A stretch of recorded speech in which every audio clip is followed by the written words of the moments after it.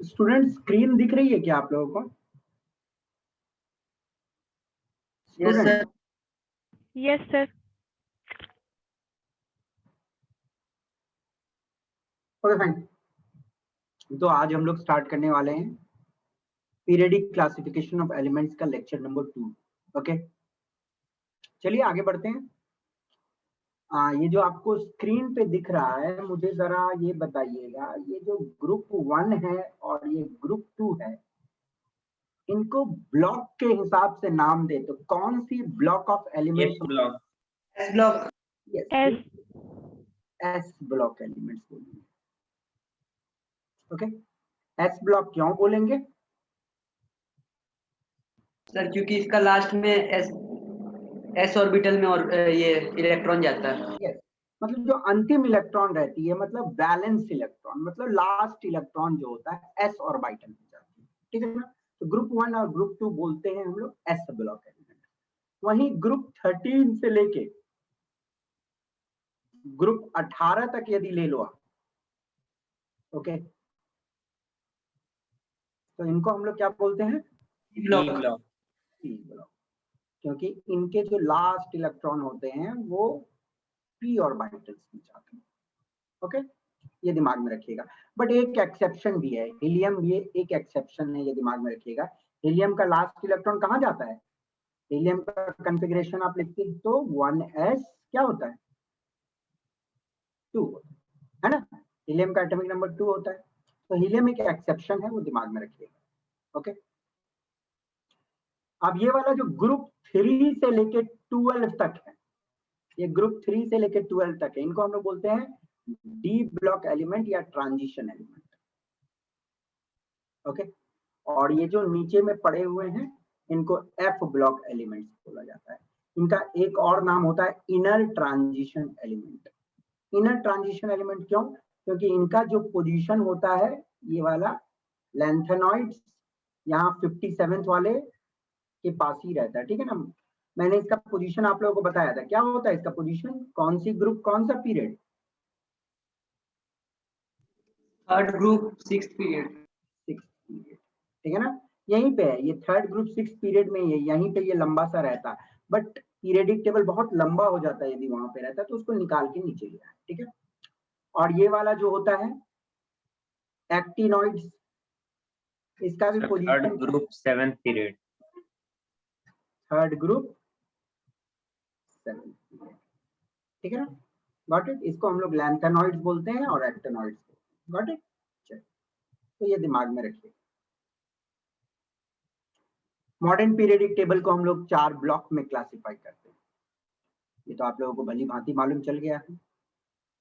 अब block name जो होती है, मतलब S block, P block, D block, F block is derived from the dash which receives the last electron।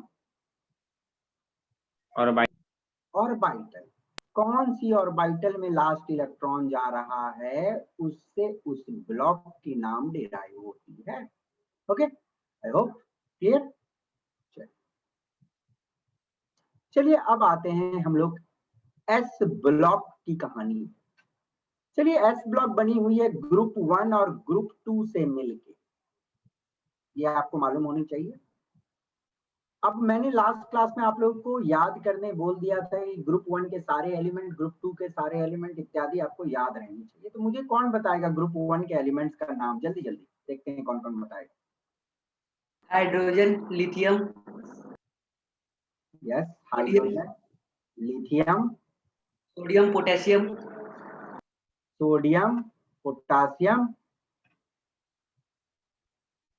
Rubidium, rubidium, caesium, caesium, francium. Francium, है ना?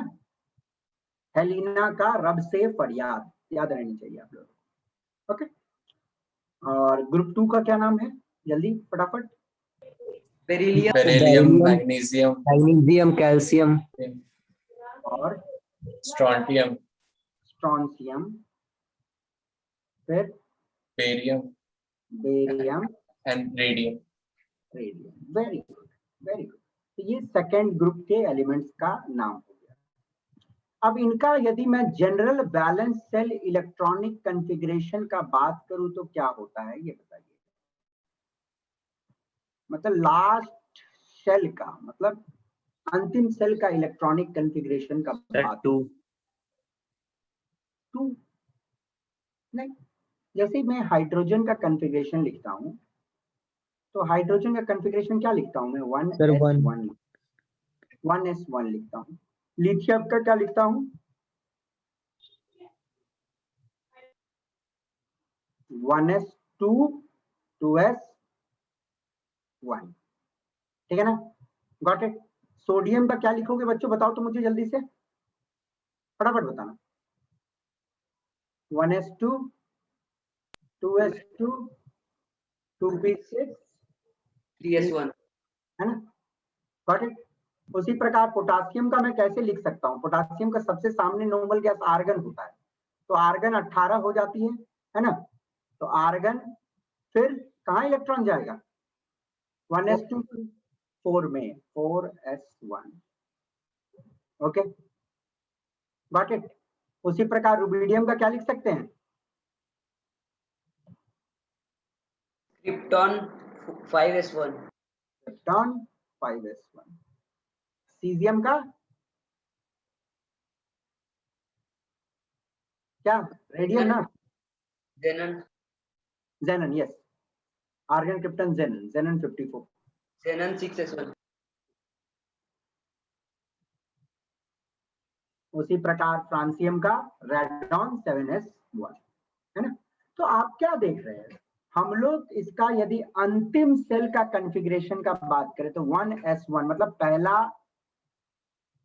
Period है तो 1s1, दूसरा पीरियड है तो लास्ट का कितना हो गया 2s1, तीसरा पीरियड में सोडियम आया तो लास्ट का 3s1, चौथा पीरियड में पोटासियम आया तो noble gas 4s1, rubidium 5s1, caesium 6s1। तो लास्ट सेल की कॉन्फ़िगरेशन का बात मैं करूं तो क्या कॉन्फ़िगरेशन होगा, ns1 किसके लिए, ग्रुप 1 के लिए, और ग्रुप 2 के लिए क्या हो जाएगा, ns2, ns2। सिमिलरली ना बेरिलियम का कॉन्फ़िगरेशन लिखोगे क्या लिखोगे, बेरिलियम 4 होती, ओके, तो मैं इसको ऐसे लिख सकता हूँ, हीलियम, हीलियम हो गई 1s2 फिर 2s2, है ना, देखो सेकेंड पीरियड में है तो 2s2, ओके। मैग्नीशियम का कैसे लिख सकते हैं, 12 है, कैसे लिख, जल्दी बताइएगा, He3s, नियॉन 3s2, मतलब अंतिम सेल का बात करूं तो अंतिम सेल में इलेक्ट्रॉन किसमें, थर्ड में जा रहे हैं। उसी प्रकार कैल्शियम का बात कर दूं तो मैं, कैल्शियम 20 है तो आर्गन इसका सबसे सामने वाला नोबल गैस, आर्गन 18 और 4s2। तो देख रहे हो ना लास्ट वाला क्या है, ns2 है ना, ns2, n मतलब कौन सा पीरियड में, ओके, बोले तो principal quantum number, okay, got it. तो ns1 कॉन्फ़िगरेशन होती है एल्कली मेटल्स की, है ना, एल्कली मेटल्स हम लोग बोल सकते हैं, और ns2 कॉन्फ़िगरेशन होती है किसकी, earth alkaline metal, alkaline earth metals, okay. अब बच्चा मुझे बताओ तो कि यदि लिथियम को स्टेबल होना है तो कितना इलेक्ट्रॉन निकालेगा, 1, सोडियम को स्टेबल होना है तो कितना इलेक्ट्रॉन निकालेगा, 1, 1। मतलब ग्रुप 1 के सारे एलिमेंट को स्टेबल होने के लिए एक इलेक्ट्रॉन निकालनी है, तो मुझे बता सकते हो कि ग्रुप 1 की वैलेंसी कितनी होगी, 1, और ग्रुप 2 को स्टेबल होने के लिए 2 इलेक्ट्रॉन निकालनी है, तो एल्कलीन अर्थ मेटल की वैलेंसी हो जाती है 2। क्लियर, कोई दिक्कत, नो, समझ गए। अब कुछ बच्चे लेट ज्वाइन कर रहे हैं, can I have a reason कि जो 2 बच्चे अभी लेट आए हैं उनका नाम please. Sir, I am Ruhi. क्या हुआ बेटा, क्यों लेट आया? सर वो थोड़ा सा कनेक्शन में मेरा देरी हो रहा था, तो फिर से हमको phone switch on switch off करना पड़ा, तब जाके मिला connection. It's okay, thank you. दूसरा बच्चा जो लेट आए,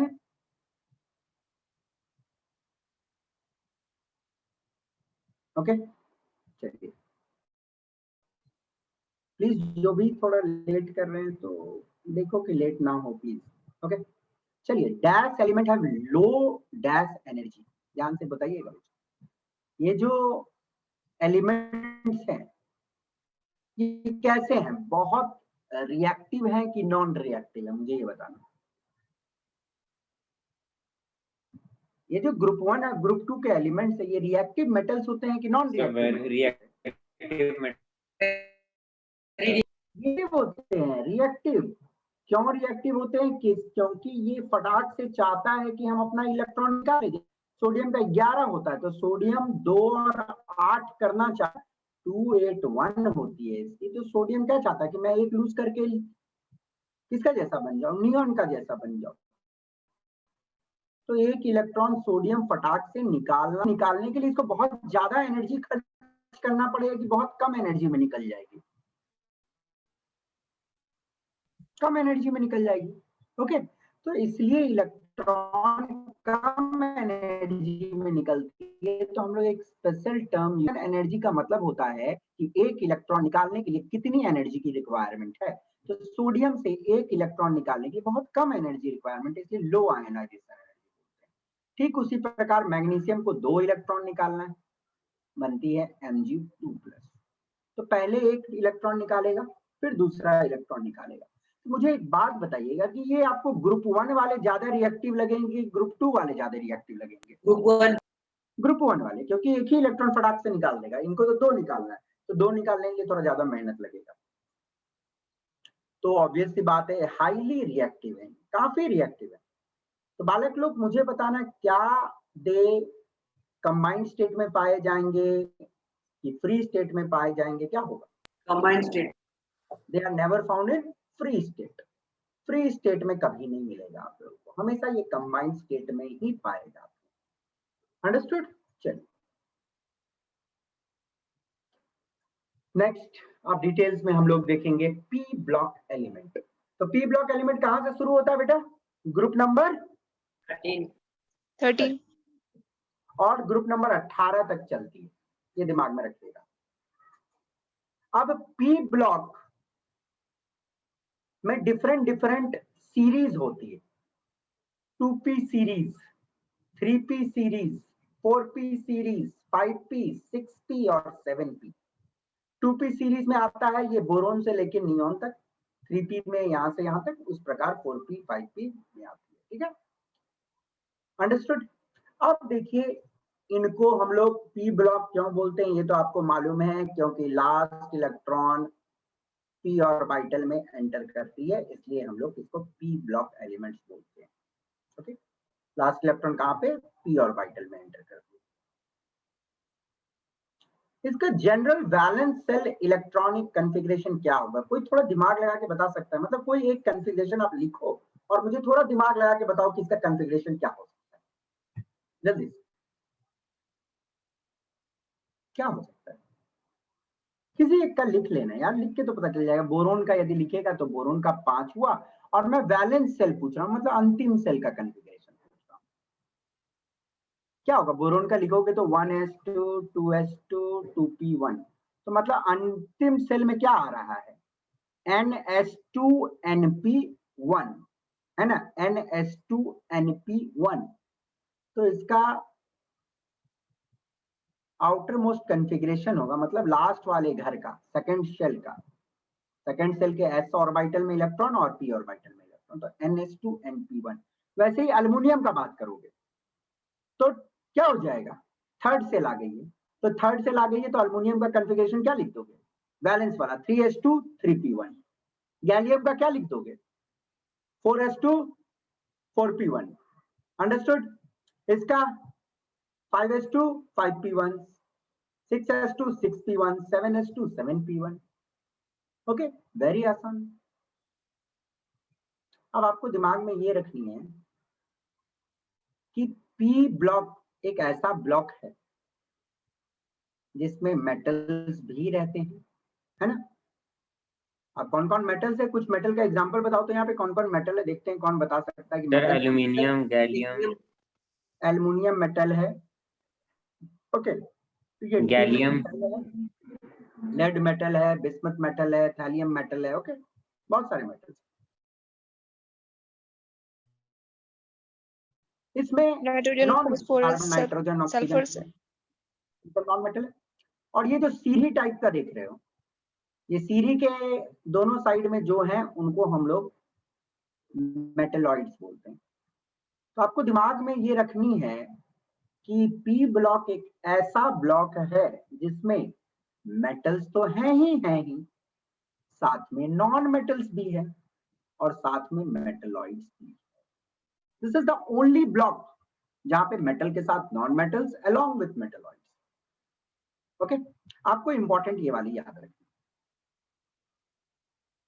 ओके। अब देखो बच्चों, मैंने आपसे बात किया अभी एक चीज, जनरल बैलेंस सेल कॉन्फ़िगरेशन मैंने सिर्फ 13 का लिखा है, NS2NP1। अब मुझे बताओ 14 आएगा तो उसके लिए क्या हो जाएगा? कार्बन NP2 हो जाएगा सर। NP2 हो जाएगा। कार्बन का लिखा तो 1s2, 2s2 6 होती है ना, 2p2, तो NS2NP2 हो गया। नाइट्रोजन का लिखेंगे तो क्या होगा? NP3 NP3 हो जाएगा, ओके। नाइट्रोजन का यदि आप लिखते हो तो 1s2, 2s2, 2p3, तो NS2NP3 हो गई।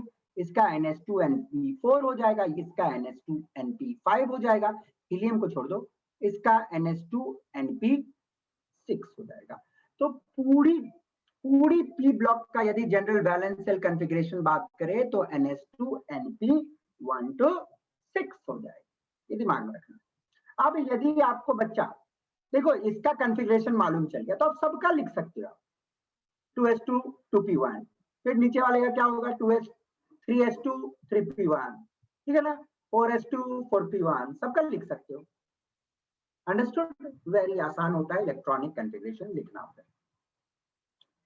चलिए अब हम लोग थोड़ा एक एक करके देखते हैं, एक मिनट। ग्रुप 13 को हम लोग थोड़ा ऑब्जर्व करते हैं।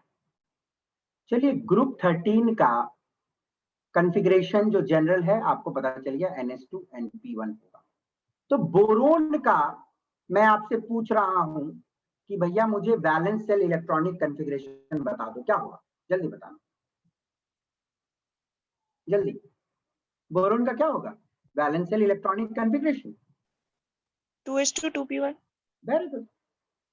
और यदि पूरा लिखने को बोल दिया कोई तो सबसे सामने वाला नोबल गैस 1s2 है ना, He, है ना, helium. Helium He sir. Helium आगे में लिख दिए 1s2 2s2 2p1, okay. Aluminium का लिखने में किसी को कोई दिक्कत होगा क्या वैलेंस सेल कॉन्फ़िगरेशन? क्योंकि मेन वैलेंसी आपको जानना है। 3s2 3p1। गैलियम का 4s2 4p1। वेरी गुड, कोई फर्क नहीं पड़ेगा, उसी प्रकार देख लो। मैं आपको दिखाई देता पूरा लिखा हुआ, जो इतना हम लोग लिखने जाएंगे, बट हम लोग देख लेते हैं यहाँ से थोड़ा जूम इन करके मैं दिखा देता हूँ आप लोगों को।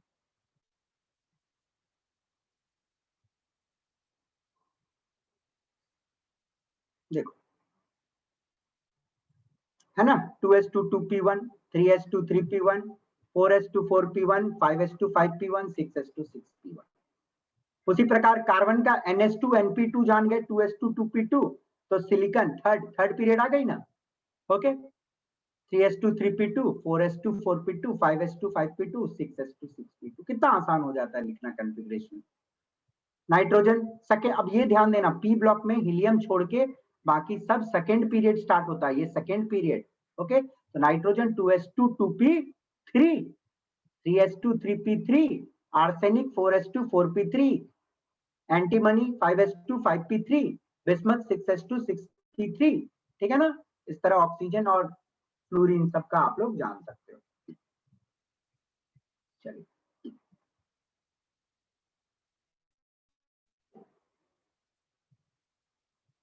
बट हाँ, आप लोगों को ये सारा नाम याद रखना है। नाम याद है ना बच्चों ये सारा, ओके। कैसे याद किया था, जल्दी सर बताओ। हम तो याद किए थे बैगन आलू गाजर इन थैला। हाँ यही मैं भी बताया था लास्ट क्लास में। ओके ये भी सबको याद हो गया होगा। ओके ये ऐसे नीचे वाले सब याद रखना, सब मैं लिखवा दिया था लास्ट क्लास, ठीक है ना। चलिए तो I give you a small homework कि ग्रुप 13, 14, 15, 16 सबका आप लोग इलेक्ट्रॉनिक कॉन्फ़िगरेशन लिख लेना। NS2 NP2, ग्रुप 15 का NS2 NP3, okay group 16 NS2 NP4 NP5 NP6, ठीक है ना। इसका NP6 NS2 NP6 completely filled रहती है। ओके अब चलिए मुझे बताना कि ये ग्रुप 13 का वैलेंसी क्या होना चाहिए। सर 3 होगा, क्योंकि देखो सेकंड शेल में मतलब लास्ट सेल में 3 इलेक्ट्रॉन है, तो 3 इलेक्ट्रॉन ऑब्वियसली ये निकालेगा। ओके तो इसकी वैलेंसी हो गई 3। ग्रुप 14 की वैलेंसी 4। ग्रुप 15 की वैलेंसी 3 होगी, ठीक है ना। इसकी वैलेंसी 2, इसकी वैलेंसी 1, इसकी वैलेंसी 0, ठीक है। ये दिमाग में रखिएगा।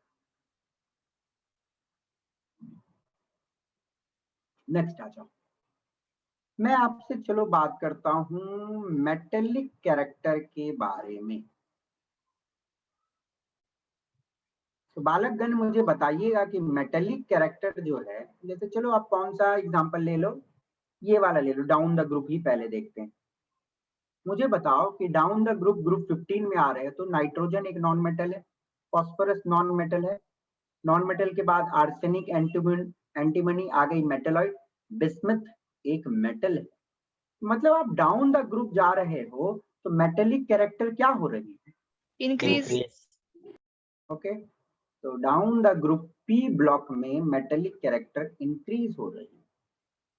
ओके तो मेटेलिक कैरेक्टर इंक्रीज हो रही है।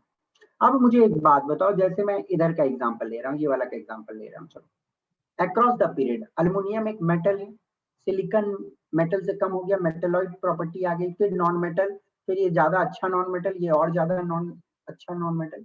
तो अक्रॉस द पीरियड बात हो रही है, तो मेटेलिक कैरेक्टर क्या हो रही है, डिक्रीज। ओके अब यदि मैं आपसे नॉन मेटेलिक कैरेक्टर बात करूं,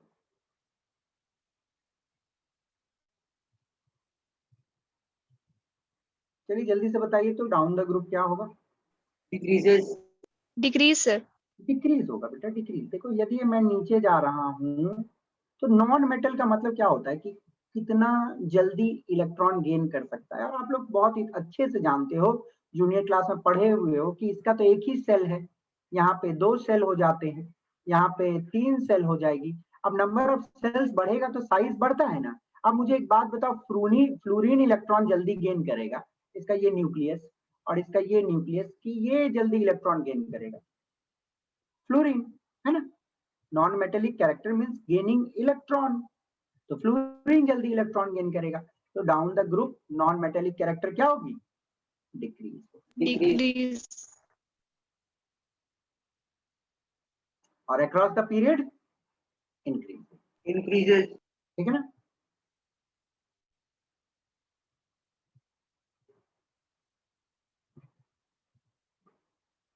चलिए so this is the story of P block element. आते हैं D ब्लॉक एलिमेंट में। देखो D ब्लॉक एलिमेंट में 4 सीरीज होती है। एक को तो हम बोलते हैं हम 3D series. 3D series start होती है स्कैंडियम से और खत्म होती है जिंक पे। सर एक बार लास्ट स्लाइड में जाइए। क्या बोल रहे बेटा, लास्ट स्लाइड है, कोई दिक्कत क्या? सर इसमें Bi में इलेक्ट्रॉन गेन करेगा तो वो फिर मेटल कैसे हो गया? Bismuth, yes sir. ओहो देखो बेटा, गेन करेगा नहीं करेगा वो टेंडेंसी अलग है, ओके। पर बिस्मथ की जो ज्यादा टेंडेंसी होती है टू लूज इलेक्ट्रॉन, ओके। ये पढ़ेंगे हम लोग आने वाले क्लासेस में, पढ़ेंगे हम लोग और डिटेल्स में। देखो साइज बड़ी होते जाएगी तो वो इलेक्ट्रॉन गेन नहीं करना चाहेगा। यदि मुझे एक बात बताओ, ये साइज छोटी है तो इलेक्ट्रॉन खींच लेगा। मानो ये साइज बड़ी है तो एक तो ये इलेक्ट्रॉन तो न्यूक्लियस से अच्छा से आकर्षित रहेगा ही नहीं, तो ये इलेक्ट्रॉन जल्दी निकलना ना पसंद करेगा। Yes sir. बात को और डिटेल्स में समझोगे क्योंकि प्रॉपर्टीज में बाद में डिस्कस करूंगा डिटेल्स में आप लोगों से, हल्का सा बता दिया यहाँ पे। डी ब्लॉक देखो बहुत इंपॉर्टेंट ब्लॉक है। डी ब्लॉक काफी अच्छे लेवल के क्वेश्चन सेट होते हैं 12th में जाने के बाद तो एक कंप्लीट चैप्टर डी और एफ ब्लॉक। हाँ एफ ब्लॉक से उतना कुछ खतरनाक क्वेश्चन नहीं आता है बट डी ब्लॉक से क्वेश्चन हाँ सर, कॉम्प्लेक्स कंपाउंड में भी तो डी ब्लॉक ही यूज होता है। हाँ कोऑर्डिनेशन में पढ़ हो गया आप लोग। चलिए तो 12th में इसको डिटेल्स में पढ़ना है पर चलो यहाँ से देखते हुए बढ़ेंगे हम लोग। D block contains 4 series, 3D series जो स्टार्ट होती है सबसे पहले आपकी स्कैंडियम 21 से और जाती है जिंक 30 तक। ओके अब देखो बच्चा, मैं तो आपको सारा डी सीरीज याद नहीं करने बोलूंगा बट आप याद कर लोगे तो बहुत अच्छी बात है। बट ये 3D तो आपको याद करना है। 3D को याद किए बिना कोई गुजारा नहीं। ओके 3D सीरीज के सारे एलिमेंट आपको याद करने पड़ेंगे।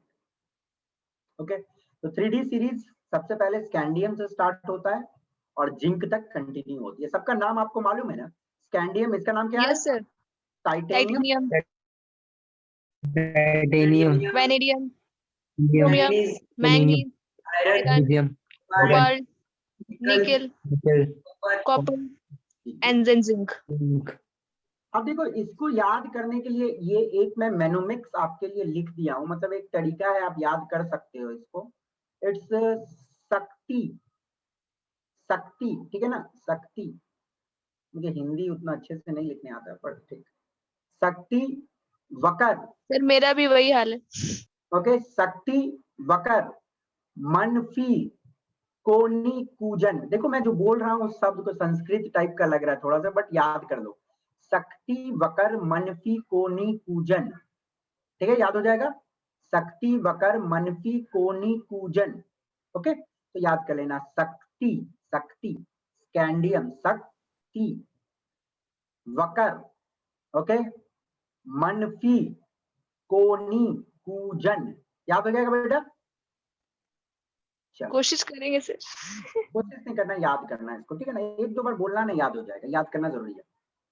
4D सीरीज को भी याद रखने का अपना तरीका है। देखो 4D सीरीज को भी याद रखा जा सकता है, आप चाहो तो इट्स याद करना तो कर सकते हो। देखो इसको तरीका क्या है याद करने का। ये जरा नवाब मौत तक, ये आर्यु है, रूह मौत तक रूह रहेगी पढ़ाई आगे छोड़ो। मतलब बोलने का मतलब है कि नवाब जितना पढ़ाई कर रहे हो कोई जीवन में काम नहीं आने वाला है, लास्ट में मौत ही मिलेगा। तो इसको इस तरह याद कर सकते हो, ये जरा नवाब मौत तक रूह रहेगी पढ़ाई आगे छोड़ो। मैं आपके लिए लिख दिया हूं, आप इसको घर में याद कर सकते हो। तो ये से देखो ये हो गया येट्रियम, वाइज येट्रियम, जरा से याद हो जाएगा बेटा, 5-6 बार आप बोलोगे ना तो याद हो जाएगा। ये जरा, जरा जेडार से जिरकोनियम, जेडार से जिरकोनियम, एनबी से नियोबियम, एनबी से नियोबियम, एम से मोलिब्डेनम, टी से technetium, magnesium, ruthenium, rhodium, palladium, ठीक है ना, रुथेनियम, रोडियम, पैलेडियम, सिल्वर और कैडमियम, ठीक है। तो ये दिमाग में आप याद रख सकते हो। बाकी आपका ये वाला एक और है 5D सीरीज को याद करने का तरीका, ला हफ्ता वरना रे, उस आयरन के रॉड से पीटूंगा और हॉस्पिटल जाएगा। मतलब देखो आप लोग देख के याद कर सकते हो। देखो ला हफ्ता, ला से मतलब ये गलत दिया हुआ, लैंथेनम होगा, LA, ठीक है ना, LA होगी लैंथेनम। ला, ला से हो जाएगी लैंथेनम, ठीक है ना। हफ्ता HF हैफनियम, ठीक है ना। TA से हो जाएगा टैंटलम, ठीक है ना। फिर W से tungsten, rhenium, osmium, iridium, platinum, gold, mercury. इस तरह आप लोग याद रख सकते हो, ठीक है। सर सुनिए ना, केमिस्ट्री के क्वेश्चंस को अच्छे से सॉल्व करने के लिए मतलब पूरा पीरियोडिक टेबल याद रखना पड़ेगा। बेटा देखो मैंने तो जो मतलब ऐसे ऐसे तो आपको याद रखना ही पड़ेगा group wise. Group wise, group 1, group 2 और ग्रुप 13 से 18 तो मिनिमम याद रखना है, और 3D सीरीज तो वो ग्रुप वाइज रहता है, और भी जैसे एक्टिनोइड्स, लैंथेनोइड, ये ना सब। ना ना ना ना कोई जरूरत नहीं, पर जो जो मैं तरीका बता दूंगा ना आसान, क्या है ये 2-4 बार याद कर लो, किसी बच्चे को भी बता दोगे ना कभी काम आ जाएगा। ओके वेरी इजी, देखो ना, ला हफ्ता, देखो कितना आसान है, ला हफ्ता वरना रे, वरना रे उस आयरन रॉड से पीटूंगा और हॉस्पिटल जाएगा, ठीक है ना, हॉस्पिटल, हॉस्पिटल जाएगा, हॉस्पिटल जाएगा, HG। ओके, और ये आपका हो गया 6D सीरीज, अंडरस्टूड। तो देख लेना आप लोग, एक्टिनियम, रदरफोर्डियम, डुबनियम, सीबॉर्जियम, बोरियम, हैस्सियम, मेटनेरियम और ड्रमस्टेडियम, ठीक है ना, और एक है कॉपरनीसियम यहाँ। तो मेरा कोई आप लोगों को ये नहीं है कि रटवाना, बट बेटा आप ये 3D तो याद करना ही पड़ेगा, और 3D अक्सर बच्चों को मालूम होगा क्योंकि जूनियर क्लास से आप इसे पढ़ के आते हो। बाकी आपकी मर्जी है, 4D 5D 6D आप रटना चाहो रटो, नहीं रटना चाहो मत रटो, आपकी मर्जी। ओके चलिए, बट मैंने मेनोमिक्स लिख दिया है, ये है, ये इंपॉर्टेंट है, शक्ति वकर मनफी कोनी पूजन। बाकी आप एक बार लिख लिख के देख लेना। अकाउंटेंट RD शर्मा की बुक में मैथ्स के डरावने क्वेश्चंस, क्वेश्चंस को मैं शॉर्ट में लिख देता हूँ, क्वेश्चंस, CNS क्वेश्चंस, तो लास्ट वाला भी आ जाएगा क्वेश्चंस, ठीक है ना। अब मेन चीज जो आपको जानना जरूरी है, देखो ध्यान से, last electron enters the d orbital, last electron d orbital में एंटर करती है, इसलिए हम उसको d ब्लॉक एलिमेंट बोलते हैं। General valence shell electronic configuration इसका जो होता है, देखो बेटा very important, n-1 d 1 to 10, ठीक है ना, और ns 0 to 2 होती है। ओके आपने कुछ ऐसे एक्सेप्शंस तो पढ़े थे कॉपर के केस में, आपको याद होगा ना बेटा, NS1 होता है, यस सर। है ना? Yes sir. तो 0 to 2 बोलने का मतलब देखो अक्सर केस में NS2 ही रहेगा, बट कॉपर है, क्रोमियम है, ये सब केस में 1 रहती है, और एक एलिमेंट है पैलेडियम जिसमें एक भी इलेक्ट्रॉन नहीं जाती है S। ओके ये दिमाग में रखिएगा, ये आपको याद रखना वेरी इंपॉर्टेंट है, general valence shell electronic configuration. Okay n-1 d 1 to 10 ns 0 to 2, very important, ठीक है। चलिए चलो हम लोग क्या करते हैं, अब इन सब का थोड़ा कॉन्फ़िगरेशन देख लेते हैं, क्योंकि आपको ये चीज मालूम होनी चाहिए। देखो बेटा इसका मैं बात कर रहा हूँ, ग्रुप 3 है, तो मैंने अभी आपको जनरल जो कॉन्फ़िगरेशन बताया, ध्यान से सुनना, ये क्या हो गया, n-1, जल्दी से बोलो बच्चों, आप लोगों को याद होगा ना, n-1 d कितना से कितना, 1 to 10, 1 to 10 सर। फिर ns 0 to 2। ठीक है ना। अब देखिए यदि मैं ग्रुप 3 का बात कर रहा हूं, तो ग्रुप 3 होगा n-1 d 1 ns2, ध्यान से देखिएगा, इसका यदि कॉन्फ़िगरेशन लिखते हो बेटा तो ns2 n-1 d1, इसी का इसका d2 d3, ओके d4 होना चाहिए पर d5 हो जाता है ये सबका। ओके तो इस तरह से ये बढ़ेगा और ये लास्टली d10 हो जाएगा। तो स्कैंडियम का यदि मैं कॉन्फ़िगरेशन लिखता हूं तो आप सभी को मालूम होगा कि देखो आर्गन तो होती है 18, फिर वैलेंस शेल कॉन्फ़िगरेशन हो जाएगी, थर्ड है ना, थर्ड है। तो सबसे पहले देखो याद रखना 3D और 4s, 3D और 4s में इलेक्ट्रॉन किसमें जाती है, पहले 4s में, 4s में जाती है, ठीक है ना, 4s में जाती है। तो आर्गन हो गया 18, फिर 4s2 हो गई 20 और फिर 3D1, ठीक है ना।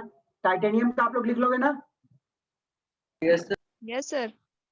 Argon 4s2 3d2, okay, vanadium 4s2 3d3, chromium का मालूम है ना, क्रोमियम एक्सेप्शन में आ जाती है, 3d, यस सर, क्रोमियम और copper. Argon 4s1 3d5, 3d5। ये क्रोमियम का एक्सेप्शन हो जाता है। और आपको कॉपर याद रखना है, कॉपर 29 होती है, तो आर्गन 4s1 3d फिर 10। 10। ओके, ये दिमाग में रखिए। चलो,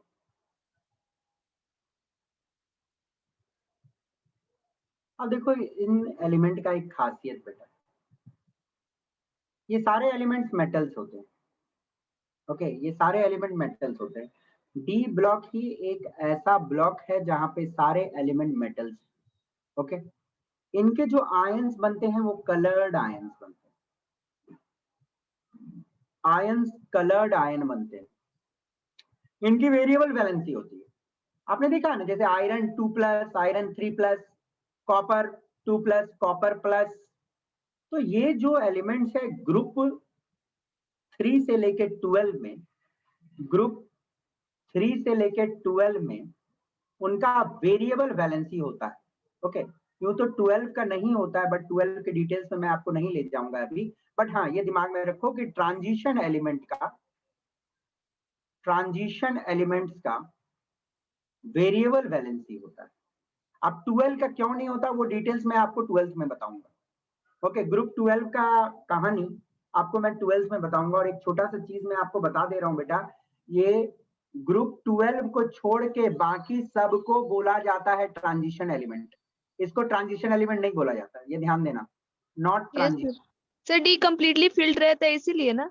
हाँ, तो ये ठीक डिटेल्स है अभी आपको 11th में जरूरी नहीं है, कि 12th में जब मैं पढ़ाऊंगा तब आपको ये सारे चीज बताऊंगा। ग्रुप 3 से 11 तक सारे हो गए ट्रांजिशन एलिमेंट। ओके, बट सिर्फ 12th को ट्रांजिशन एलिमेंट नहीं बोलते हैं हम लोग। क्यों नहीं बोलते हैं, डिटेल्स इन 12th होगी। और पैरामैग्नेटिक बिहेवियर भी होता है। पैरामैग्नेटिक बिहेवियर का मतलब ये होता है बेटा, ये सब एलिमेंट्स वीकली अट्रैक्टेड होती है मैग्नेटिक फील्ड से। ये पैरामैग्नेटिज्म हम लोग केमिकल बॉन्डिंग चैप्टर में पढ़ेंगे इन डिटेल्स, तो ये ध्यान में रखिएगा, weakly attracted to magnetic field.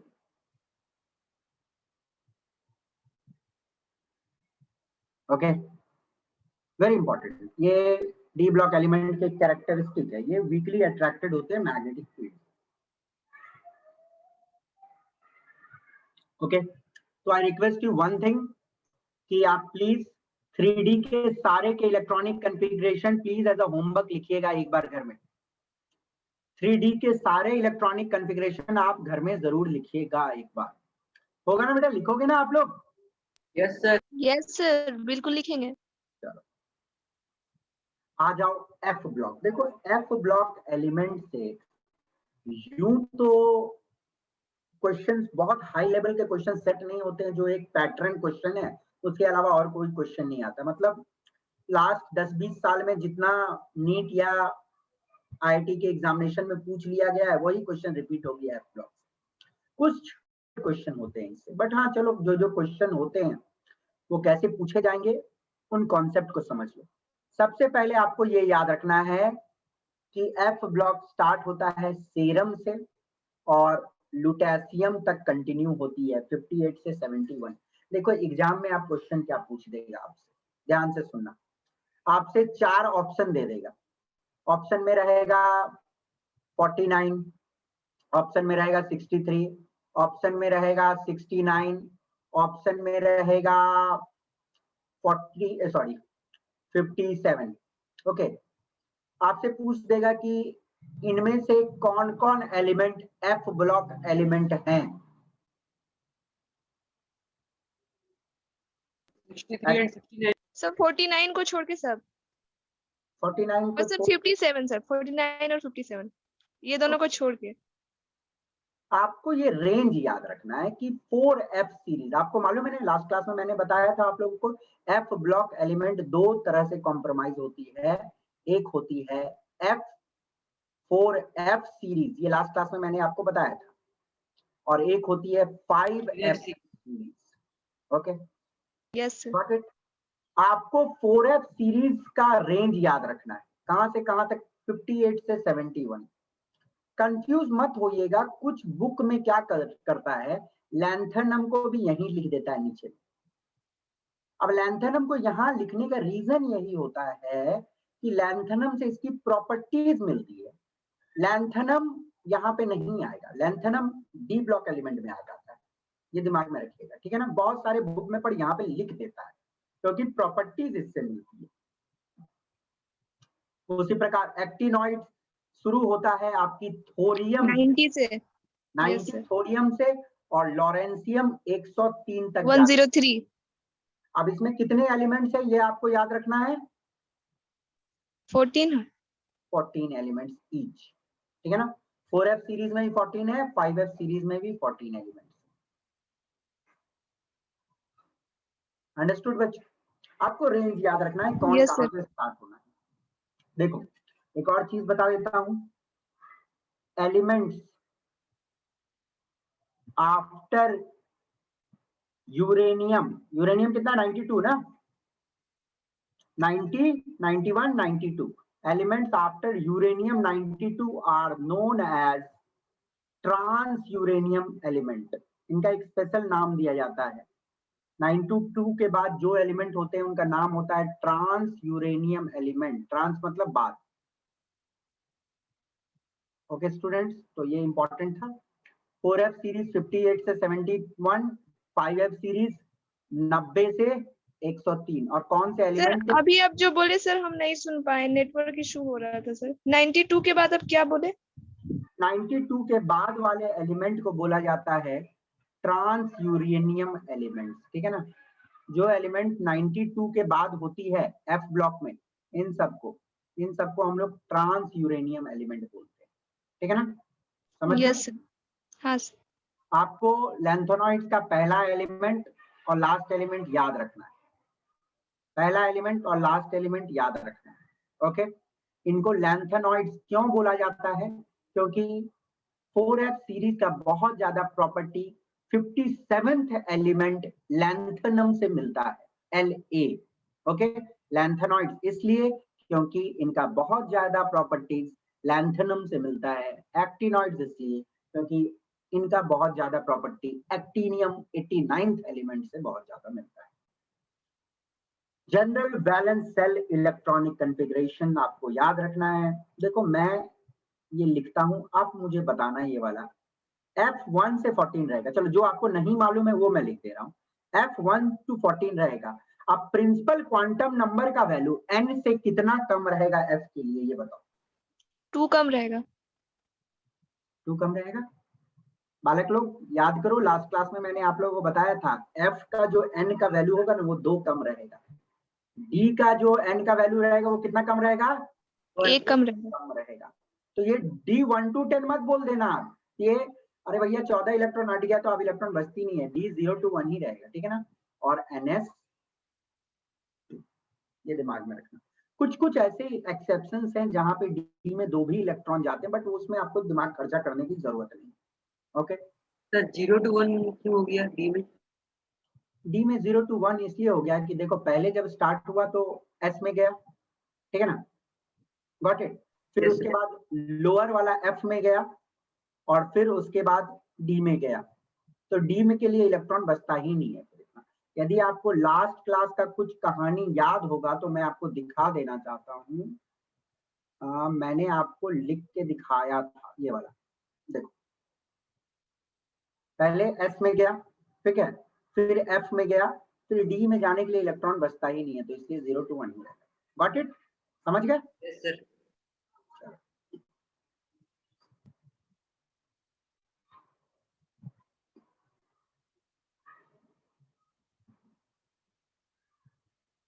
General valence shell configuration, इनका इलेक्ट्रॉनिक कॉन्फ़िगरेशन आपको लिखना अभी कोई जरूरत नहीं है। जिनके जिनके जरूरत होंगे मैं 12th में आप लोगों को बताऊंगा। अभी इनका इलेक्ट्रॉनिक कॉन्फ़िगरेशन प्लीज मत लिखना, नॉट रिक्वायर्ड। ओके, चलिए सारे इंफॉर्मेशन जो जो थे मैंने लिख दिया है। इंपॉर्टेंट ये याद रखना है और ये याद रखना है, समझ गए? चल आगे बढ़ते। नाम बेटा देखो मैंने एलिमेंट्स के लिखे हुए हैं, आपको आप चाहो तो याद करने का मैंने जो कविता है मैंने लिख दिया है आप लोगों को, आप कविता फॉलो कर सकते हो। 57 से स्टार्ट नहीं होता है बट बहुत जगह आप देखोगे लिखा हुआ रहता है। वैसे याद करने का तरीका क्या है? देखो, जॉन सिन्हा पार्सन नई दिल्ली में पीएम से मिलेगा, कैसे याद करोगे? देखो ये जॉन ऐसे ही लिखा हुआ है, मतलब जस्ट एक कविता को याद करने के लिए जॉन, इसलिए मैंने इटैलिक्स में लिखा हुआ है।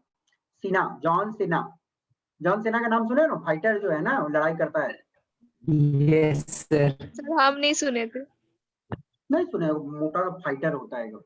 सर WWE का है। हाँ WWE। Yes sir.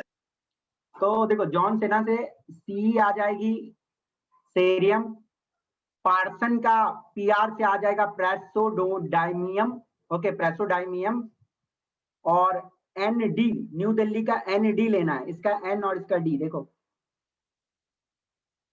पीआरएस से हो गई, ओके प्रेसडाइमियम, एन और डी से नियोडीमियम, ओके। बाकी आप लोग देख लो, मे से कुछ नहीं होगा, पीएम से प्रोमेथियम, ओके, और एस और एम से सेमेरियम। तो ये 2 लाइन में याद होता है, एक बार में नहीं याद होता है ये। यहाँ तक आपको पहला वाला से याद करना है, जॉन सिन्हा पार्सन नई दिल्ली में पीएम से मिलेंगे, और दूसरा वाला एक और है, यहां से यहां तक याद करने के लिए दूसरा है, वो है engineer good, okay engineer good तब दिए हो, मतलब घूस उस दिया होगा, इंजीनियर गुड तब दिए हो, ओके। अब का कोई काम नहीं, अब ऐसे लिखा हुआ है, अब इंजीनियर तुम ये भी लूटो, ठीक है ना, मतलब इंजीनियर तुम अच्छा खासा घूस दिए हो तो आप तुम सब कुछ लूटो, ये तुम्हारे ऊपर। तो आप याद कर सकते हो, ओके। यूरोपियम, जीडी, गैडोलिनियम, ये इंपॉर्टेंट है बेटा, गैडोलिनियम से क्वेश्चन पूछा जाता है, ठीक है ना, बताऊंगा बाद में क्या क्वेश्चन आता है। गैडोलिनियम इज इंपॉर्टेंट, इसका एटॉमिक नंबर आप याद रखना, ठीक है ना। फिर टर्बियम, टीबी से, डीवाई से डायाप्रोशियम, ठीक है ना, एचओ से होलियम, ईआर से अर्बियम, टीएम से थूलियम, वाईबी से एटर्बियम, और एलयू से लुटेशियम, जो आपको याद। तो एक बार आप इसको घर में आराम से चैन से देखना, आपको याद हो जाएगा यदि आप करना चाहो। इसी प्रकार थोरियम से लेके लॉरेंसियम को याद करने के लिए मैंने कविता लिख दी है, आप कविता को पढ़ लेना, समझ गए। या इससे याद होगा आपको, थोरियम से लेके नेपच्यूनियम तक पहला वाला में, और दूसरा वाला में याद होगा ये वाला, पुराना आम कम बिकेगा, यहां से यहां तक, और तीसरा वाला में कन्फर्म से लेके लॉरेंसियम तक याद हो जाएगा। ये सिंबल गलत लिखा हुआ है, ओके ध्यान से देख लीजिए। चलिए आगे बढ़े, ये देख लेना सिंबल गलत है बेटा, ठीक है ना, ये करेक्ट कर लो, कर देख लोगे ना, रटने का अभी जरूरत नहीं है, बट मैं आपको लिख दिया हूं ताकि बाद में जरूरत आपको पड़ सकते हैं, क्योंकि पिछले बार में ही मैं बताया था आप लोगों को कि केबीसी में एक बार क्वेश्चन पूछ दिया था किसी एलिमेंट का नाम, और जो टीचर था वो केमिस्ट्री का ही टीचर था, बेचारा फंस गया था। अब ये जरूरी नहीं है यार सबको नाम याद रहे सारे एलिमेंट का, भूल सकते हैं, बट ये आपकी मर्जी है, ये सब यूपीएससी इत्यादि में इन सब का नाम कभी कभी पूछ देता है, तो आप याद कर लोगे तो कोई बड़ी बात नहीं है, मेनोमिक्स से तुरंत याद हो जाएगा, ओके बाकी आपकी मर्जी।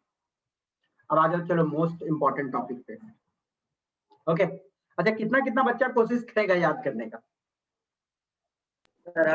हम करेंगे सर। कर लेना, आसान है, आराम से याद हो जाएगा। देखो आप बेटा, टॉपिक इंपॉर्टेंट स्टार्ट होने वाला है, पीरियडिसिटी। पीरियडिसिटी क्या होता है, इसको समझने से पहले मैं आपको कुछ एग्जांपल दे रहा हूँ।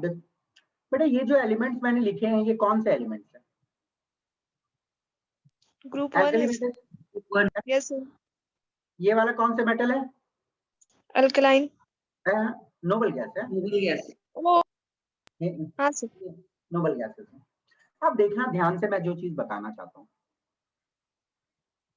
तीसरा एलिमेंट एक एल्कली मेटल है, इसमें मैं 8 ऐड कर दिया तो एक एल्कली ही मेटल आया है, फिर मैं 8 ऐड किया हूं तो एक एल्कली ही मेटल आया है। उसी प्रकार हम देख रहे हैं नोबल गैस में भी 8 ऐड किए हैं तो फिर 8 के बाद नोबल गैस ही आया है, यहाँ पे भी 8 ऐड किए हैं तो एक नोबल गैस ही आया है। फिर देख रहे हैं कि 18 19 में 18 ऐड करोगे 37, यहाँ पे भी देख रहे हो कि 18 ऐड कर रहे हैं तो एक नोबल गैस आ जा रहा है। 37 में 18 ऐड कर रहे हो तो फिर एक एल्कली मेटल आ रहा है। 36 में 18 ऐड कर रहे हो तो फिर एक नोबल गैस आ रहा है। इसमें 32 ऐड कर रहे हो तो फिर एक एल्कली, फिर 32 ऐड कर रहे हो तो एक और नोबल गैस। तो पीरियडिक टेबल में ये देखा गया कि ये 8, 8, 18, 18 और 32 के अंतर पे सिमिलर प्रॉपर्टी वाले एलिमेंट आते हैं। जैसे देखो लिथियम में 8 ऐड किए तो आ गया सोडियम, उसी प्रकार हीलियम में 8 ऐड किए होंगे तो नियॉन आ गया। तो मतलब एक पर्टिकुलर इंटरवल के बाद सिमिलर प्रॉपर्टी वाले एलिमेंट रिपीट हो जा रहे हैं, ये पीरियडिक टेबल में देखा गया। ओके, और इस गुण को बोला गया पीरियडिसिटी। पीरियडिसिटी का मतलब क्या होता है कि कुछ पर्टिकुलर इंटरवल के बाद सिमिलर प्रॉपर्टी ऑफ एलिमेंट्स का आना।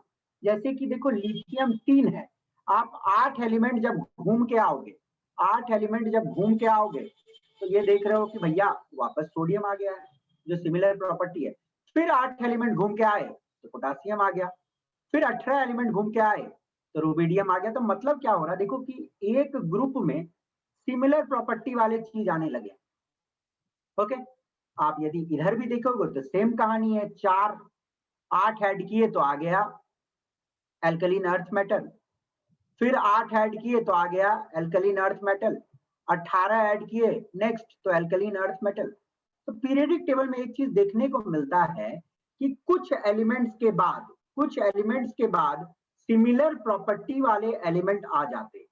ओके, कुछ एलिमेंट के बाद सिमिलर प्रॉपर्टी वाले एलिमेंट आ जाते हैं और इस गुण को बोलते हैं हम लोग periodicity.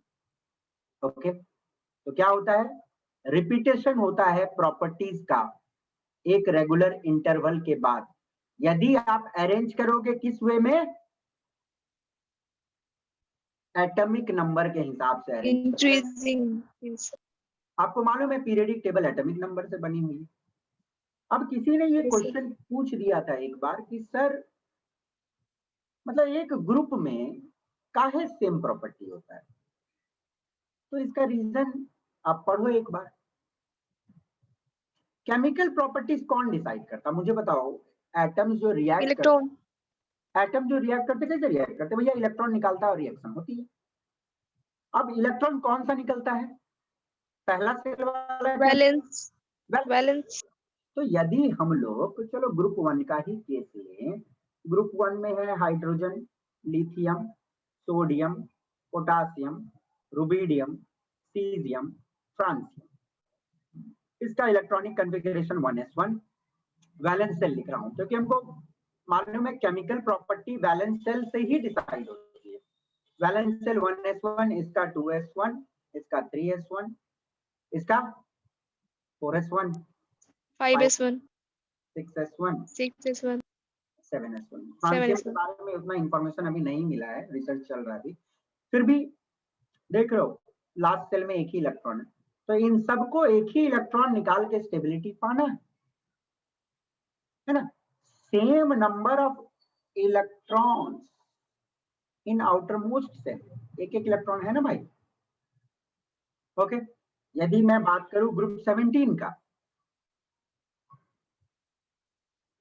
Fluorine, chlorine, bromine, iodine, एस्टेटीन, ठीक है ना।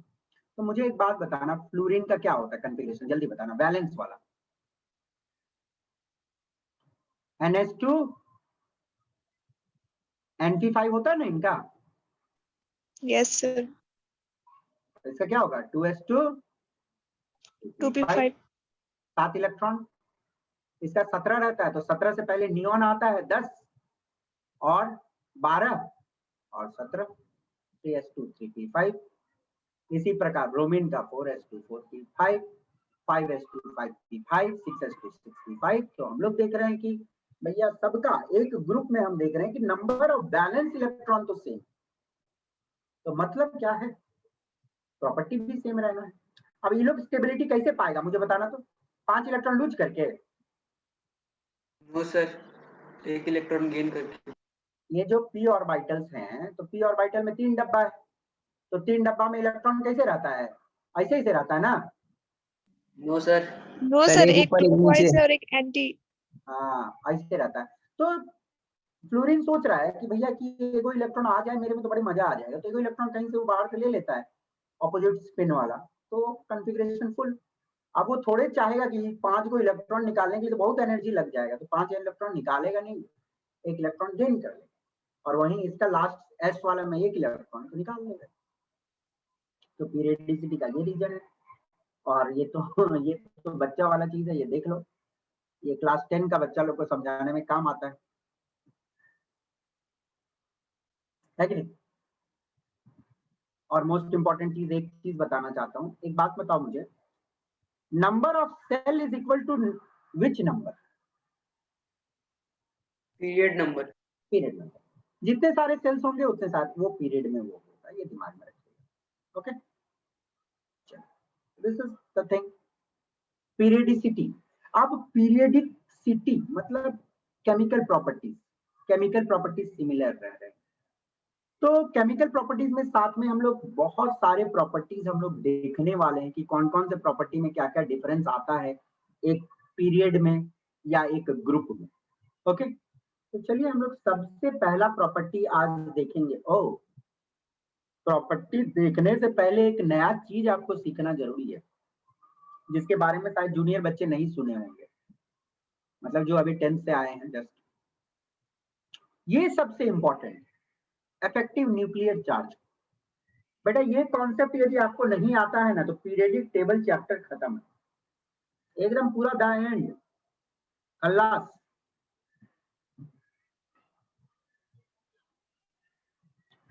ध्यान से देखिएगा। ओके, तो एवरीबॉडी फोकस्ड है ना कि कुछ काम वाम करना तो कर लो। 10 सेकंड। सर 10 सेकंड में क्या होगा सर? अरे बहुत कुछ होता है।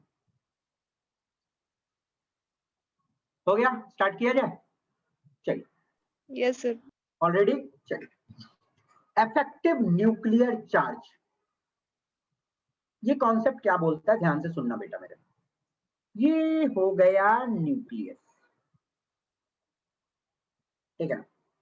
अच्छा छोड़ो, एक छोटा सा एग्जांपल देता हूँ। मान लो आप लोग क्लासरूम में हो, चलो आज एक क्लासरूम में हम लोग पहुंच जाते हैं। हम लोग सब क्लासरूम में पहुंच गए। हम कहाँ पढ़ाएंगे? स्टेज पे बैठ के पढ़ाएंगे, जो स्टेज होगी और यहाँ पे ब्लैक बोर्ड लगा होगा, है ना, मैं पढ़ाऊंगा। आप लोग कैसे बैठोगे? बेंच में बैठोगे, अलग अलग बेंच में, एक बेंच दूसरा बेंच, ऐसे करके बैठोगे। मुझे एक बात बताओ, मैं जब बोलूंगा, ओके, मान लो ये पहला लाइन में 3 बच्चा बैठा हुआ है और ये वाला लास्ट लाइन है, इसमें जो 2 बच्चा बैठा है। तो मुझे बताओ कि मैं जब बोलूंगा तो जितना तेजी से मेरा आवाज ये बच्चा को सुनाई देगा, उतना तेजी से मेरा आवाज क्या लास्ट वाला बच्चा को सुनाई देगा? No no sir. Sir. No sir. Okay, but विडंबना यही है कि कोई बच्चा अभी कोला कुसुमा में होगा, या कोई बच्चा हीरापुर में होगा, या कोई बच्चा गोविंदपुर में होगा, सबको मेरा आवाज इक्वली सुनाई दे रहा होगा, है कि नहीं? Yes sir. हाँ यस सर। सर। चलो मतलब वो कंडीशन हटा दो, ऑफलाइन क्लास में आ जाओ। ऑफलाइन क्लास खुल गया है, कांग्रेचुलेशन। ठीक है, जिस दिन खुलेगा जरूर मिठाई खिलाएंगे। हाँ सर, पक्का। पक्का पक्का पक्का। सर कब से सर? अरे जिस दिन हाँ खुल सर, गया, कब से खोल रहे हैं आप लोग? देखो हम लोग के हाथ में क्या है। आप देखो, पार्क खुल गया है, सिनेमा हॉल भी खुल गया है, जिम भी खुल गया सर। जिम भी खुल गया है, और मतलब बच्चा पार्क घूमने जाएगा, फिल्म देखने जाएगा, कोरोना नहीं होगा। बट पढ़ने आएगा तो हाँ, कोरोना। सिर्फ हाँ हम सर। लोग को पढ़ाई में बहुत दिक्कत हो रहा है सर इस वजह से। चलिए ठीक है, हम लोग पढ़ाई नहीं रुकने देंगे, don't worry, we will give our best. चलिए आते हैं, चलो। तो कहानी क्या है कि जितना आवाज सामने वाले को सुनाई देगा, लास्ट वाले को थोड़ा आवाज कम सुनाई देगा। क्यों? ऐसा क्यों होगा? क्योंकि मेरी जो आवाज है ये बच्चों से टकरा के आगे बढ़ेगी, तो टकरा के आगे बढ़ेगी तो कुछ आवाज मेरा फिल्टर हो जाएगा थोड़ा, है ना, और लास्ट तक उतना आवाज नहीं पहुंच पाएगा। ठीक वही कहानी न्यूक्लियस और आउटर मोस्ट इलेक्ट्रॉन के बीच में होती है। मुझे एक बात बताना, जितना तेज अट्रैक्शन सबसे सामने वाला इलेक्ट्रॉन फील कर रहा है, आउटर मोस्ट इलेक्ट्रॉन को उतना ही तेज अट्रैक्शन फील होगा क्या? No sir. No. No sir. Simple सा कॉन्सेप्ट। और एक रीजन है कि ये इलेक्ट्रॉन और आउटर मोस्ट इलेक्ट्रॉन जो है उनके बीच में रिपल्सन भी होगा, तो थोड़ा उसको और बाहरी की तरफ ठेल रहा होगा। रिपल्सन के कारण बेचारा ये, और एक तो कम न्यूक्लियर चार्ज मिल रहा था और बेचारा रिपल्सन के कारण थोड़ा दूर जा रहा है, तो इसको तो थोड़ा और कम ही मिलेगा। रिपल्सन होगा तो छटकेगा ना, वो बाहर के ओर जाएगा ही थोड़ा। Yes sir. ठीक है ना? Yes, sir. कहानी, तो ये भी एक कहानी है। बट समझो एक पल के लिए, मान लो कि ये न्यूक्लियस में 10 प्रोटॉन है, मान लेते हैं 10 प्रोटॉन है, और 10 प्रोटॉन का अट्रैक्शन में मान लेता हूं 10, ठीक है ना? ये माना जा सकता है कि जो सबसे सामने वाला इलेक्ट्रॉन है उसको 10 की 10 प्रोटॉन की चार्ज महसूस हो रही है, मान लेते हैं। ओके, और ये जो लास्ट वाला इलेक्ट्रॉन है इसको थोड़ा तो कम महसूस होगा चार्ज, मान लेते हैं इसको 8 की अट्रैक्शन महसूस हो रही है। ओके, इसको 8 की अट्रैक्शन महसूस हो रही है, तो 8 की जो अट्रैक्शन महसूस हो रही है वो टोटल है 10। ओके, 10 क्या न्यूक्लियर चार्ज 10, और कितना कम हो रहा है? 2 कम हो रहा है। ओके, तो ये 8 है नेट चार्ज का फीलिंग जो उसको मिल रहा है आउटर मोस्ट इलेक्ट्रॉन को, जिसको हम लोग बोलते हैं जेड इफेक्टिव। जेड इफेक्टिव का मतलब होता है आउटर मोस्ट इलेक्ट्रॉन को कितना न्यूक्लियस के चार्ज का फीलिंग हो रहा है। 10 होती है total nuclear charge, that is denoted by atomic number, और 2 को डिनोट करते हैं विद द लेटर सिग्मा। इसको हम लोग बोलते हैं स्क्रीनिंग कांस्टेंट या शील्डिंग कांस्टेंट। स्क्रीनिंग कांस्टेंट या इसको शील्डिंग कांस्टेंट बोला जाता है। ओके बालकगण, ध्यान से सुन लो मेरी बात को फिर से। ये जो 8 है, ये 8 है, मतलब ये कितना चार्ज का फीलिंग हो रहा है आउटर मोस्ट इलेक्ट्रॉन को। तो आउटर मोस्ट इलेक्ट्रॉन को कितना चार्ज का फीलिंग होता है, दैट इज जेड इफेक्टिव, जिसको हम लोग इफेक्टिव न्यूक्लियर चार्ज बोलते हैं। इफेक्टिव न्यूक्लियर चार्ज मतलब आउटर मोस्ट इलेक्ट्रॉन को कितना न्यूक्लियस के चार्ज का फीलिंग हो रहा है। जेड डिनोट करता है टोटल चार्ज को, और जो घटाव हो रहा है, कितना गिर रहा है charge, that is denoted by sigma, जिसको स्क्रीनिंग या शील्डिंग कांस्टेंट बोलते हैं। ओके, अब मुझे एक बात बताओ, मान लो कि मैं एक और रो लगा दूंगा बीच में, और एक रो लगाऊंगा बीच में, तो ये जो बाहर वाला बच्चा लोग है इसको और तेज आवाज सुनाई देने लगेगा कि और कम आवाज सुनाई देगा? और कम होगा सर। और कम सुनाई देगा, सिंपल सी बात है। क्यों? क्योंकि चार्ज और ज्यादा फिल्टर होगा। ओके, चार्ज और ज्यादा फिल्टर होगा, मतलब क्या है, ये स्क्रीनिंग कांस्टेंट बढ़ जाएगी। ओके, तो बोलने का मतलब सिंपल यही है कि यदि न्यूक्लियस से डिस्टेंस दूर होते जाएगा तो चार्ज की फीलिंग ज्यादा होगी कि कम होगी? कम। क्या कम होगी। क्या बोले सर? न्यूक्लियस से यदि कोई इलेक्ट्रॉन बहुत ज्यादा डिस्टेंस तक पहुंच गया तो उसको न्यूक्लियस की चार्ज की फीलिंग कम होगी कि ज्यादा होगी? कम कम होगा। कम होगा, बहुत सिंपल। ओके, तो वही चीज है, ये डेफिनेशन लिखा गया है यहाँ पे। इस डेफिनेशन में कुछ है नहीं दम। अट्रैक्टिव फोर्स में कितना डिक्रीमेंट होता है जो वैलेंस सेल महसूस कर रहा है, उसको हम लोग बोलते हैं शील्डिंग या स्क्रीनिंग कांस्टेंट। आप लोग समझ गए होंगे यहाँ, ठीक है। चलिए, अब यहाँ पे थोड़ा सा और इंग्लिश लिखा हुआ है, इंग्लिश सब आप लोग पढ़ लो। सिंगल इलेक्ट्रॉन सिस्टम में तो सिर्फ न्यूक्लियस है और एक इलेक्ट्रॉन है, तो उसको उतना ही चार्ज का फीलिंग हो रहा होगा। ये वाला जो कहानी है वो मल्टी इलेक्ट्रॉन सिस्टम में होती है, क्योंकि इलेक्ट्रॉन्स को सिर्फ अट्रैक्शन ही नहीं महसूस होता है, साथ में रिपल्सन भी होती है एक दूसरे के बीच में, इसलिए ये कहानी होता है। ओके, रिपल्सन होती है, साथ में आउटर मोस्ट दूर भी रहता है, इसलिए शील्डिंग और स्क्रीनिंग वाला कहानी होता है। ये समझाने की जरूरत नहीं है ना, समझ गए ना आप लोग? Yes sir. Okay, very simple. Multi electron system में सिर्फ अट्रैक्शन थोड़े रहेगा, रिपल्सन भी रहेगा। ओके, और जो अट्रैक्शन होती है, फोर्स ऑफ अट्रैक्शन न्यूक्लियस और वैलेंस सेल ऑफ इलेक्ट्रॉन्स के बीच में, वो थोड़ा सा डिक्रीज हो जाता है। इसी को बोलते हैं स्क्रीनिंग इफेक्ट या शील्डिंग इफेक्ट। तो आपसे कोई पूछा गया कि स्क्रीनिंग या शील्डिंग इफेक्ट क्या होता है, कितना मतलब कितना अट्रैक्शन में डिक्रीमेंट हो रहा है। ओके, अब जरा आप देखोगे तो कुछ डाटा यहाँ पे आपके सामने है। मान लो लिथियम की एटॉमिक नंबर Z है, तो उसको मात्र 1.28 के आसपास का फीलिंग आ रहा है। बेरिलियम का 4 है तो उसको Z इफेक्टिव 1.91 का फीलिंग आ रहा है। ओके, 5 है तो इसको इतना का फीलिंग आ रहा है, ये दिमाग में रखिएगा। अच्छा, आपको कोई बोल दिया कि स्क्रीनिंग कितना है लिथियम के लिए, निकाल सकते हो क्या? Z effective is equal to Z minus screening constant. ये वाला Z इफेक्टिव है, सॉरी ये वाला Z है, ये वाला Z इफेक्टिव है, ये वाला निकाल सकते हो कि नहीं निकाल सकते हो? यस सर, सब्ट्रैक्ट करके। Simple subtraction. ओके स्टूडेंट्स, चलिए तो वही चीज लिखा हुआ है, वापस मैंने थोड़ा अच्छे तरीके से आपके लिए लिख दिया। टोटल न्यूक्लियर चार्ज होती है Z। Okay, effective nuclear charge का मतलब होता है वैलेंस सेल इलेक्ट्रॉन को कितना फोर्स ऑफ अट्रैक्शन महसूस होता है।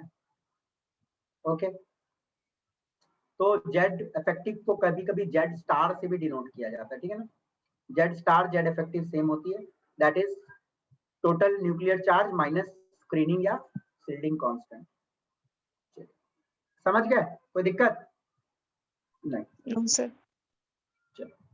ये आप लोग समझ गए। तो स्क्रीनिंग या शील्डिंग कांस्टेंट किस पे डिपेंड करेगी? Number of inner cell electron. Number of electron inner cell electron यदि ज्यादा रहेगा तो स्क्रीनिंग ज्यादा होगा कि कम होगा? ज्यादा होगा। स्क्रीनिंग ज्यादा होगा। और जेड इफेक्टिव क्या होगा? कम होगा। कम होगा। कंफ्यूज मत होना। स्क्रीनिंग मतलब होता है कितना घटा रहा, जेड इफेक्टिव मतलब कितना फील हो रहा। ओके, तो स्क्रीनिंग ज्यादा होगा, नंबर ऑफ इलेक्ट्रॉन ज्यादा होगा। अब ये वाला कहानी समझाना पड़ेगा आपको कि कौन से ऑर्बिटल सबसे ज्यादा स्क्रीनिंग करती है। एस ऑर्बिटल मैक्सिमम चार्ज को रोकता है, एफ ऑर्बिटल चार्ज को बिल्कुल नहीं रोकता है। रीजन जानना चाहते हो? Yes sir. देखो, रीजन ये है कि आपने पढ़ा हुआ है कि जो एस ऑर्बिटल इज स्फेरिकल, मतलब इलेक्ट्रॉन, मतलब स्फेरिकल चीज में क्या होता है, एकदम चारों ओर इलेक्ट्रॉन है कि नहीं? इलेक्ट्रॉन चारों ओर घूमते रहती है, चारों ओर घूम रही है तो मतलब इलेक्ट्रॉन एक पर्टिकुलर डेंसिटी में चारों ओर रह रहा है। Okay, got it. वहीं हम लोगों ने पढ़ा है कि पी ऑर्बिटल जो रहती है वो काफी डिफ्यूज रहती है। डिफ्यूज बोलने का मतलब कि देखो ये न्यूक्लियस है। ओके, तो इलेक्ट्रॉन देखो इधर दूर तक थोड़ा ज्यादा रह रहा है, इधर थोड़ा कम रह रहा है ना। तो डी, ये जो पी ऑर्बिटल है थोड़ा फैला हुआ है, और फैला हुआ चीज जो है ना वो ज्यादा चार्ज को नहीं रोक सकता है। डी ऑर्बिटल और ज्यादा फैला होता है, एफ ऑर्बिटल और ज्यादा फैला होता है। ओके, सिंपल सा एस लोना थी। एस ऑर्बिटल मान लो लोहे का दीवार है, यहाँ पे मैं गाना गा रहा हूँ, ये मानो लोहा का दीवार है। फिर मान लो एस वाला लोहा दीवार है, पी वाला मान लो लकड़ी का दीवार है, डी वाला मान लो थर्मोकॉल का दीवार है, ऐसा मान लो। ओके, बट रियल कहानी यही है कि एस में पूरी इलेक्ट्रॉन डेंस रहती है थोड़ी सी, इसलिए चार्ज ज्यादा रुकता है। पी में थोड़ा ज्यादा फैला होता है, डी और फैली रहती है, एफ में और ज्यादा फैला रहता है, इसलिए चार्ज सबसे कम फिट है। तो Okay. सर एनएस में मतलब जेड इफेक्टिव उतना ही कम आएगा तो? हाँ, एस रहेगा तो जेड इफेक्टिव कम हो जाएगा। ओके, ठीक है सर। देखो अब screening effect across the period यदि देखोगे तो इंक्रीज हो रहा है। अब Z effective across the period क्यों इंक्रीज हो रहा है ये बताना कोई मुझे। Across the period number of shells क्या रहती है? सेम रहती है। Across the period number of shells जो रहता है वो सेम रहता है कि नहीं? बेटा एक पीरियड में सेल सेम रहती है कि सेल चेंज होता है? कोई बता नहीं रहा। अरे पहला सेल में तो 1s, दूसरा सेल में 2s 2p, मतलब दो ही सेल है ना। Okay, got it. यहाँ पे क्या दो ही सेल होगी ना, एक सेल दो सेल, तो पूरे सेकंड में दो ही सेल होगी। तो नंबर ऑफ सेल्स जो रहेगा, मतलब सेल मतलब ऑर्बिट जो रहेगा, सेकंड सेल में 2 ही रहेगा। बट आपको मालूम है अक्रॉस द पीरियड साइज छोटा होता है कि बढ़ता है? बढ़ेगा sir. Across the period size बढ़ेगा। सर अब पीरियड पूछ रहे हैं। हाँ, चलो